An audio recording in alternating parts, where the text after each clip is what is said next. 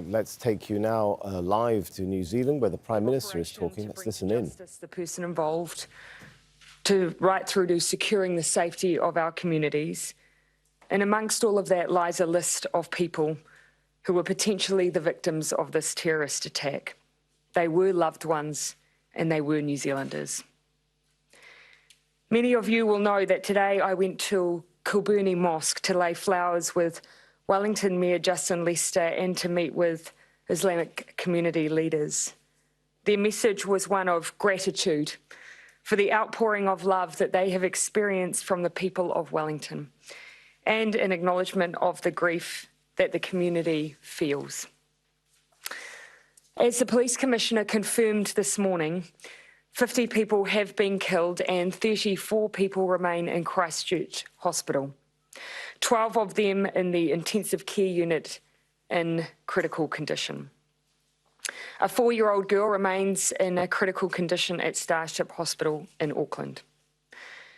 I can confirm that the bodies of those who have died are beginning to be returned to their families from this evening. It is likely, however, to be a small number to begin with.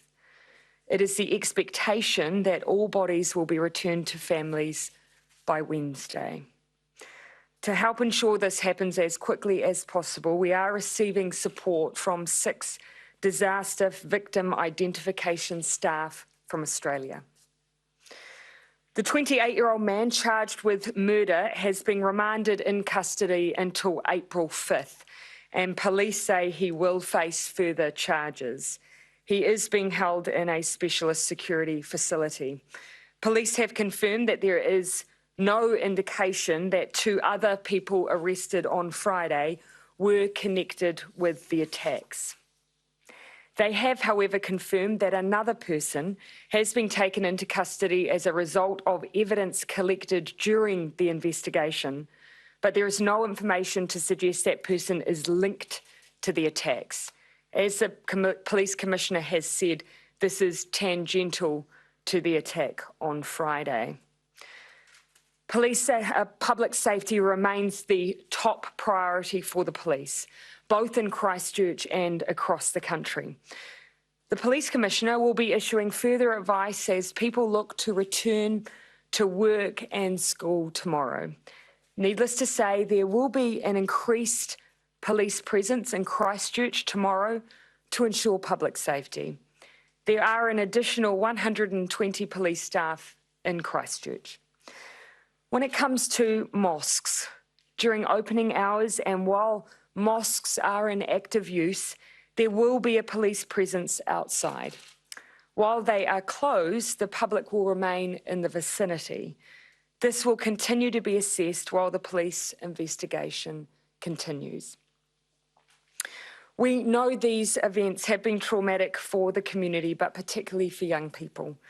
Today, local Ministry of Education staff met with senior staff at Hagley Community College and Birdside Primary School to provide support and resources. A team will be at Cashmere High School in the morning. The Ministry is also gathering information to assess intermediate trauma support needs at schools and early learning centres across the city. Support is already being provided to some schools, and this will be expanded tomorrow morning. The Christchurch office is responding to calls as they come in, and a team of 200 staff is being mobilised, with specialist staff from other regions on site or on their way. For the rest of the country, all schools and early learning centres have now received communications advising them of available support. All regions have put traumatic incident trained staff on standby to provide support tomorrow. The Ministry is also working closely with the police and Red Cross to support the refugee community. I also want to acknowledge, in terms of wider advice, for instance, perhaps via parents who may wish to seek advice on communicating with their children, the Ministry of Health is making advice publicly available. My recollection is that is available on their website. I again also reinforce that the 1737 number remains open for texts or phone calls from absolutely anyone who may wish to seek further support, particularly mental health support at this time. that is open and available to anyone, and I understand they are experiencing an increase in contact. The National Management Crisis Centre was set up in Wellington yesterday with staff on the ground in Christchurch. This will ensure all agencies are working closely together to ensure the needs of victims and their families are being met. It will work alongside the national security system to ensure we have a comprehensive and well-coordinated response.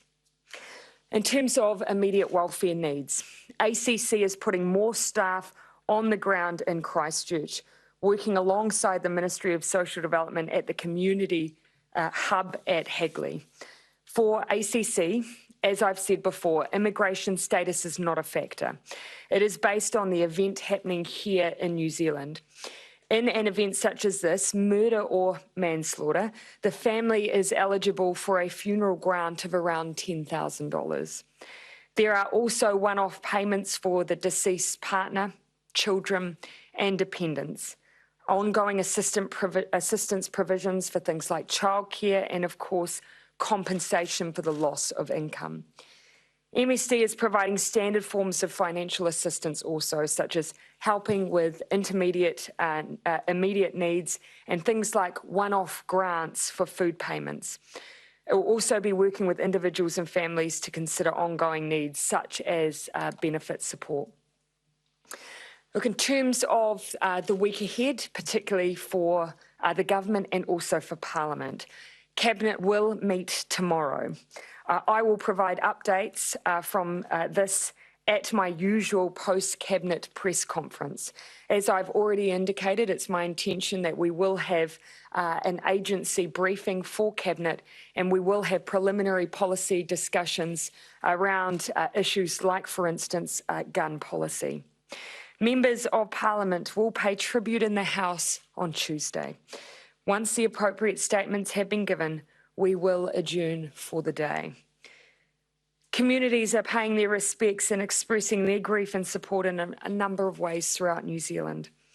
Options and the appropriate timing for national commemorative services are being considered actively now, and I will announce more about that when we are in a position to confirm arrangements. I can confirm that we will open condolence books at Parliament tomorrow, as well as at the National Library. Further details will come on that for media to attend.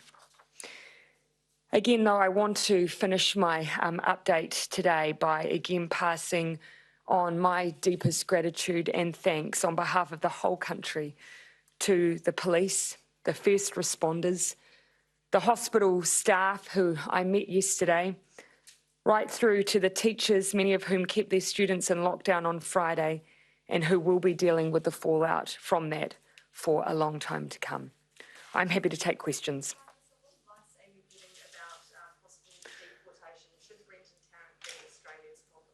Look, as I indicated to you yesterday, I have sought that advice. In fact, I sought that advice quite early on. I'm still awaiting receipt of it.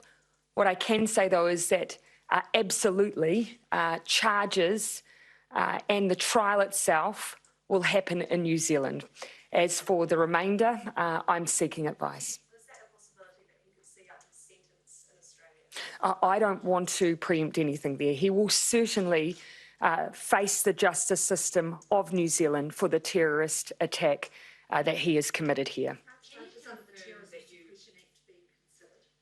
That's not something that I can give advice on. Obviously, that's an operational issue, and at this time, I can't give anything further detailed in that regard. I have had an indication that there will be further charges laid, but as to the specifics of those, I cannot provide them. Jessica. Manifesto before the attack? I was one of more than 30 recipients of a manifesto that was mailed out 9 minutes before the attack took place. It did not include a location. It did not include specific details. I'm advised that within 2 minutes of its receipt in at least my office, it was conveyed directly to parliamentary security. But the assurance I want to give is that had it provided details that could have been acted on immediately, it would have been. but there unfortunately were no such details in that email. Was that pretty chilling for you to receive in a broader sense? It was. I understand it was to a general email address. It was. It did not go directly to me. I did not directly receive it. And as I say, it went to over 30 emails, including media, including the parliamentary tourism desk. It went quite widely. But again, the fact that there was an ideological manifesto with extreme views attached to this attack, of course, is deeply disturbing. Sorry, have you read it? Elements, yes, I have. Would you consider a moratorium on firearms ahead of any potential changes to the law to get them off the streets to stop their sales and advertising? Yeah, we will have a conversation at Cabinet tomorrow, a discussion around any potential reform. Obviously, I've already indicated there will be changes to our gun laws. There will be more detailed discussion with Cabinet tomorrow. I have heard and seen reports, but as yet unverified, of potential activity. But as yet, I haven't received official advice as to whether or not there's been any change in purchases. That's something I have asked for follow-up information on. Would you find that disturbing that people, in the light of the events of the last couple of days, that people would be going? I want to get to the bottom of whether or not that has indeed occurred. We're hearing anecdotally, though, that gun shop owners are busier than usual. Is that concerning to you off the back of what we saw in Christchurch? Again, we cannot be deterred from the work that we need to do on our gun laws in New Zealand. They need to change, regardless of what activity may or may not have happened with gun retailers. They will change. Prime Minister. Will you have the cooperation of New Zealand First, which has been very low on gun reform in the past? Again, as I've already indicated, there will be changes to our gun laws. We will be discussing some of the more detailed policy elements at Cabinet tomorrow. Of course, I have had conversations directly with the Deputy Prime Minister, as you would expect already. But again, I'll leave until we've had those policy discussions before I give you further detail. Are you going to discuss those other elements that you talked about a day or so ago about potential changes to border control, the watch list process in particular? Are you expecting to get an update on that as well? We will have an agency update for all Cabinet members tomorrow. I expect that we will have a wide-ranging discussion. There are a couple of specific items that I wish to discuss directly. Gun policy is one of them, but yes, the issue around watch lists and how we can ensure we give assurances to the public that our agencies have the tools they need. All of that will be on the table tomorrow. Given we're still at that high. In March last year, the government was scheduled to revise the national intelligence priorities. When you did that, did you include white nationalism, extremism in the priorities? Extremism is, of course, an issue that our agencies are focused on and aware of. And as I've said for many months now, because in particular of the global surge that we have seen in those activities, that they have been very active in that space. But again, as I say, we need to make sure that we are looking more broadly at the work of our agencies, not just our intelligence services, police, at our borders, to ensure that we've taken a comprehensive approach and do everything we can to prevent any kind of activity or action like this in the future. Prime Minister, given we're still at that high level of threat, yes. Are you looking at our embassies more broadly, like overseas embassies, to up their security status as well? Look, at that operational level, I really rely on the advice of our services and our agencies to provide advice really directly to us, and of course the Ministry of Foreign Affairs and Trade, as to what might be necessary. I haven't received anything specific to that, no. The manifesto that your office received, was that the 74-page manifesto? I believe so. That has details of the attack sites in I would need to verify if that is indeed the case, but my understanding is what we received did not have those details. If we could have, absolutely, we would have. Look, again, I reiterate, this was received by over 30 recipients 9 minutes before guns were fired. Within 2 minutes of its receipt, it went to our parliamentary security.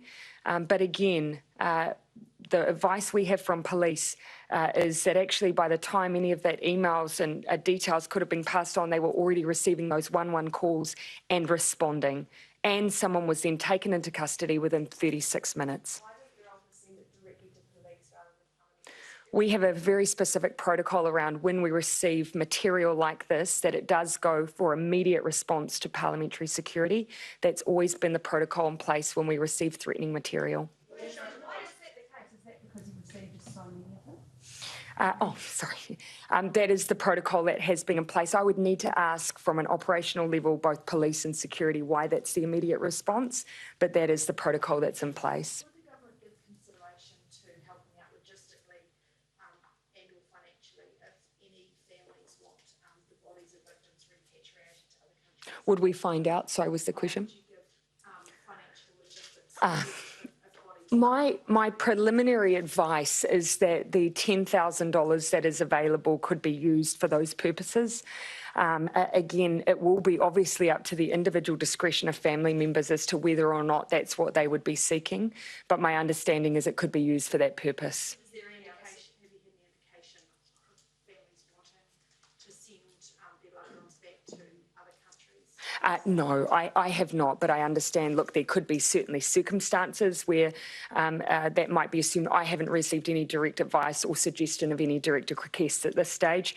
MFAT is working directly on the ground, so will be available and are connecting people directly for consular assistance if, for instance, they are visitors. Would you have capacity for extra financial assistance in particular if that money was, if that second amount wasn't going to cover requests like that? Yeah, I certainly, if that was an issue, I would want to hear about that and see whether or not there were arrangements that could be directly made for that purpose. Washington Post has reported that there's no comparable intelligence sharing arrangement for domestic terrorism as there is for international terrorism.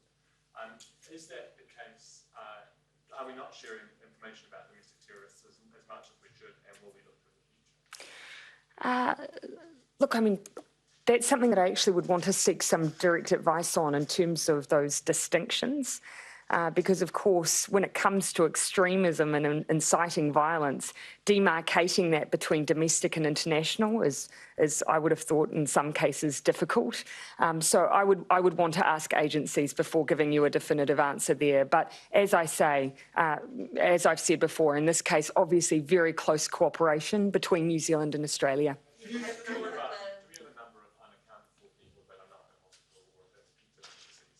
Do we have an unconfirmed?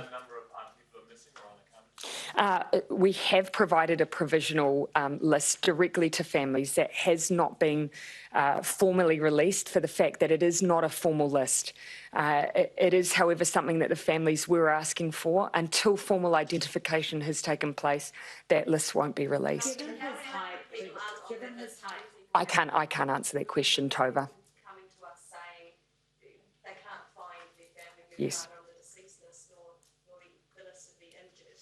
What's your message to those people who are desperately concerned? And again, we have people working closely on the ground, particularly Red Cross, who are able to reconcile the information that they have, both about who's in hospital and on the missing list. Obviously, our teams are working as quickly as they can on victim identification. Why is the formal identification process taking so long? There are obviously in these cases a number of sensitivities around formal identification. As you can imagine, this was a particularly violent act. given his high status, would you be prepared to confirm the Christchurch imam was one of the people who has died? Is that something? I cannot confirm anyone until we have formal identification. Have you had any other indications from any other government representatives that they may want to visit New Zealand? Any other government? Yes, I can confirm that we have a delegation from Turkey who will be visiting New Zealand to bring their expression directly of solidarity to the Muslim community here, and we welcome that. At this stage, it's not clear the number of Turkish nationals affected, but that is obviously a significant Muslim country who wish to express their solidarity with New Zealand, and we welcome that. What about Malaysia and Indonesia? Have they expressed any interest in sending representatives? I haven't had direct advice on that. I wouldn't rule that out for commemorative services, for instance, but I haven't had a formal indication at this stage. Do you think that Facebook, Twitter and Google should be regulated in any way to stop their platforms live streaming and being used to weaponise this sort of message? Yeah, well, certainly, as you know, we did as much as we could to remove or seek to have removed some of the footage that was being circulated in the aftermath of this terrorist attack. Ultimately, though, it has been up to those platforms to facilitate their removal and support their removal. You know, I do think that there are further questions to be answered. You know, obviously these social media platforms have wide reach. This is a problem that goes well beyond New Zealand. It has played out in other parts of the world. So whilst we might have seen action taken here, that hasn't prevented them being circulated beyond New Zealand shores. This is an issue that goes well beyond New Zealand, but it doesn't mean we can't play an active role in seeing it resolved. This happened because Facebook has live streaming. Yes. Live stream, and it was recorded and Yes. splintered And distributed. Should Facebook stop live streaming? Well, certainly I've had contact from Sheryl Sandberg. I haven't spoken to her directly, but she has reached out and an acknowledgement of what has occurred here in New Zealand. And this is an issue that I will look to be discussing directly with Facebook. What did you say? What did Sheryl Sandberg say? An acknowledgement, sharing obviously condolences as many have. Just acknowledging I have met Sheryl Sandberg in the past, so there is that. I haven't had a discussion, a substantive discussion, no. It was, again, we were in receipt of a message. Are you surprised that Mark Zuckerberg himself has not expressed condolences? Tim Cook has, and he did express condolences immediately after a live streaming of the murder in Cleveland. Again, it is not for me to sit and make determinations of the way that others should be responding. It's my job to make sure that we have, in the long run, a policy response that acknowledges exactly what has happened on our shores. At this stage of the government's sort of thinking about this, are you considering any sort of formal review or inquiry into both the events leading up to the tragedy and also the lessons that can be learned out of it? So, we have certainly already said over the course of a number of days, I've acknowledged that there are questions that are being raised that we know that we need to give assurances to the public and answer. And I will be discussing that very issue with Cabinet tomorrow. Could our intelligence agencies see more funding or bolstered powers after this attack and their failure, I suppose, to pick this guy up? I would look, no question that we need to have a comprehensive response to the range of issues and questions that this has raised for us. I will be having these discussions with Cabinet tomorrow. I don't want to preempt that, but I will be looking to move as swiftly on those areas where we need to respond as I can. Is that something you consider, though, increasing the powers available to our intelligence agencies? Again, I need to make sure that whatever action we take, it actually would have been the kind of thing that could have made a difference in this case. Will the discussion, will this, Yeah. from the gun law changes, has the Leader of the Opposition indicated whether he would assist in reaching a parliamentary consensus on the... I've certainly acknowledged with him directly that we will be pursuing some work in this area. Obviously, I've stated that publicly, so he obviously was already aware of that. And I did state that we would be sharing our plans directly with the opposition. But of course, my first step is a conversation with Cabinet. Prime Minister, when you talked earlier about leniency for ACC obviously for funeral costs, etc., for people who aren't citizens of New Zealand. Would you expect to have some leniency for people who are, say, on work visas and don't want to stay in Christchurch? Would you be looking at things like that, making some exemptions in this case? Yeah, look, what will be clear to you is that obviously we're trying to build a picture of those who have been directly affected here. At the moment, we do not have we have an informal but not a formal list of those who may have fallen victim of this terrorist attack. But it is fair to say that I am interested in the overall ongoing well-being of the families affected. So there is more work there to be done. Will the discussion in Cabinet tomorrow include looking at whether to ban semi-automatics, and whether to create a gun register? Again, I'll be reserving my ability to have that conversation directly with Cabinet before I share any of that more widely. I've already said there will be gun law changes, and there will be. The nature of those changes, I'm looking to move on as quickly as we can, but I do need to talk them through with Cabinet, and then we'll look to share them publicly as soon as we're able. Why not declare a moratorium on imports now to stop a last-minute surge of these things? Again, I need to verify whether or not that has indeed been the case. But again, we are still looking to move as quickly as we can, regardless. There's a person called Jazeera English who was in the mosque. He's neither on the deceased list nor the list of the injured, and his friends have made a desperate plea at Hagley Park today. What's your message to them? I'm happy to take that message away, that name away, and see what I can do with our authorities and agencies to try and square what's happened there. I would reiterate again, the list that was released yesterday is very much an informal list of the missing. It is not a formal verified list at this stage, so it will not necessarily be complete. I know that, of course, this is the uncertainty continues to cause distress. We are doing what we can. Agencies on the ground are doing what they can to move as quickly as possible. That is why we've brought in members of the Australian victim identification teams to try and process what needs to be done as quickly as possible. What did you think of the comments? Tracy. The which victim, sorry, Tracy? Yes. No.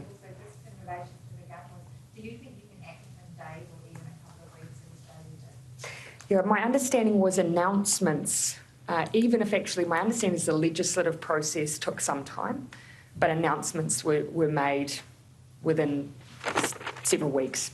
And so obviously there's policy work and regulatory changes still obviously take time, but I'm looking to provide a very clear steer and direction as soon as I can. When it comes to the 50th victim, look, there's nothing specific that I can really say other than an acknowledgement that the scale of this terrorist attack, I think, was magnified by the fact that that initial count was not a complete one. What do you think of the comments? Okay, I'll take just two more questions if I can. What did you think of the comments from the Australian Senator Fraser Annan about we should be to blame the victims? They were a disgrace.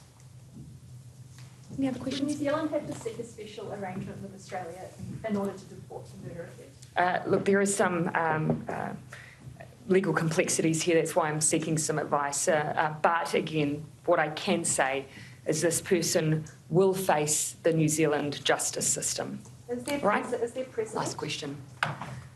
Again, it's an area in which I'm seeking advice. What I can say is that in the cases where you have seen deportation, that it's generally at the conclusion of sentence being served. Okay, thanks everyone. We were listening there to the Prime Minister of New Zealand with her message of gratitude, she said, for everybody from first responders, police to even teachers in dealing with the aftermath of that attack on mosques in New Zealand. She went on to reveal that bodies will be returned to families as of this evening, and all bodies, she said, will be returned by Wednesday. Still working on a more accurate, formal list of those missing and the victims, she said. That's, of course, been a point which has caused a lot of distress to relatives of those who were killed or missing in the attacks. She also confirmed another person has been taken into custody, although not believed to be directly linked to the attacks, and offered an assurance that there will be a police presence at mosques while in use.